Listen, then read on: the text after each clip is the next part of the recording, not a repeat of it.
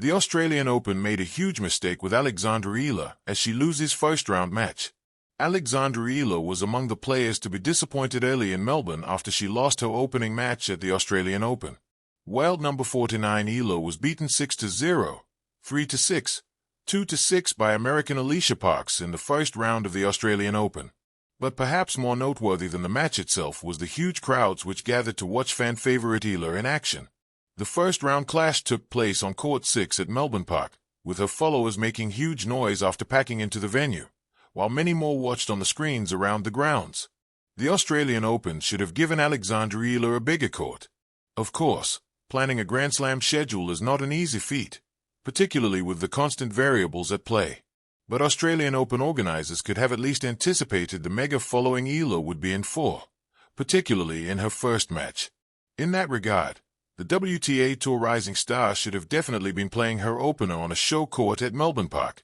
Eala has proven more popular than Carlos Alcaraz lately, with her pre-tournament press conference currently at 175,000 views on the Australian Open's YouTube channel.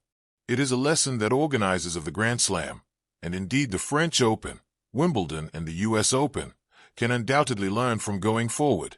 Alexandra Eala has another chance at Australian Open glory.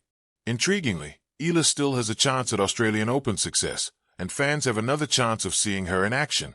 The Filipina ace is committed to playing doubles at the tournament, linking up with Brazilian Ingrid Martins.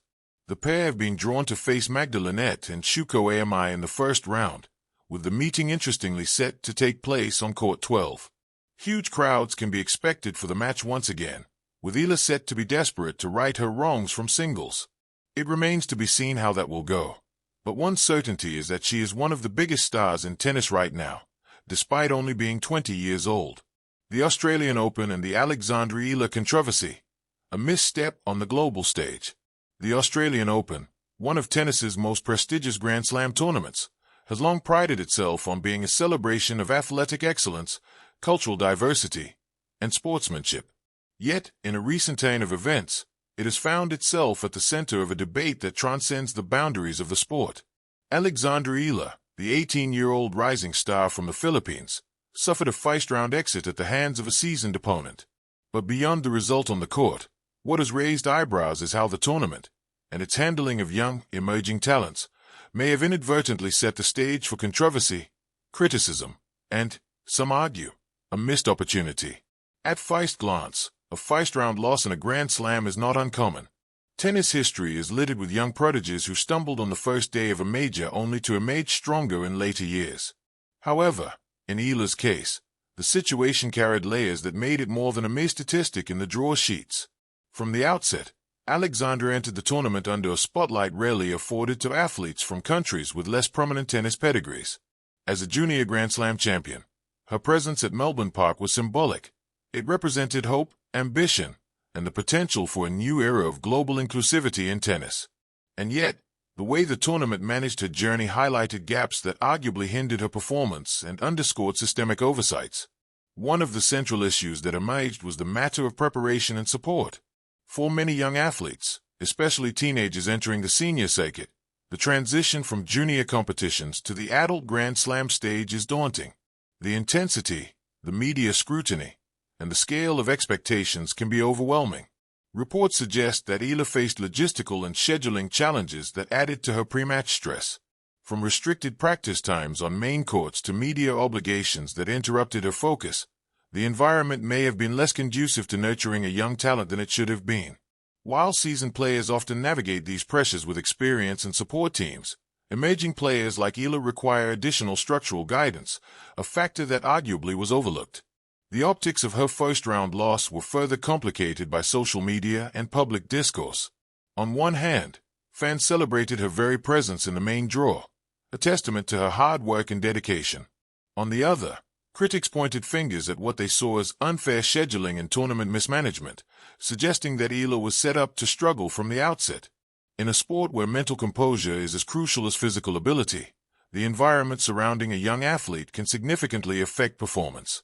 Alexandra's loss, while a personal setback on the scoreboard, sparked a broader conversation about how tournaments accommodate, protect, and promote emerging talent. Beyond logistics, the Australian Open's handling of media narratives came under scrutiny. Instead of framing Eala's participation as a milestone, a young Filipino athlete competing on the world stage, the coverage frequently emphasized the outcome rather than the achievement. Headlines fixated on the early exit, missing the nuance that her qualification and competitive play at this level were victories in their own right. For a teenager navigating the pressures of elite sport, this emphasis on immediate results can be disheartening, and critics argue that the tournament missed an opportunity to celebrate resilience and potential over short-term results. From a broader perspective, this incident reflects a tension inherent in global sports tournaments, the balance between promoting rising stars and maintaining elite competition. Grand Slam organizers often face scheduling, media, and broadcast constraints that prioritize marquee matchups over developmental support. In doing so, younger or less heralded players may receive inadequate exposure to the competitive environment in a way that genuinely fosters growth. Eala's experience, therefore, is not just an isolated incident but part of a larger conversation about equity, opportunity, and the cultivation of international talent in tennis. Yet, within this critique lies an important lesson. The narrative need not be entirely negative. Alexandra Eala's participation alone signals the growing diversity of the sport and the promise of future generations of tennis players from Asia and the Philippines in particular. Her journey, despite the early exit, serves as a beacon for young athletes who aspire to compete at the highest levels. Moreover, the attention the situation has garnered may prompt tournament organizers to reassess how they integrate emerging talents into the Grand Slam ecosystem, from practice logistics to media engagement, scheduling, and psychological support. The reaction from Eala herself has been a masterclass in grace under pressure. In post-match interviews, she acknowledged the disappointment of an early loss while maintaining a positive outlook on her growth and future prospects. This maturity contrasts sharply with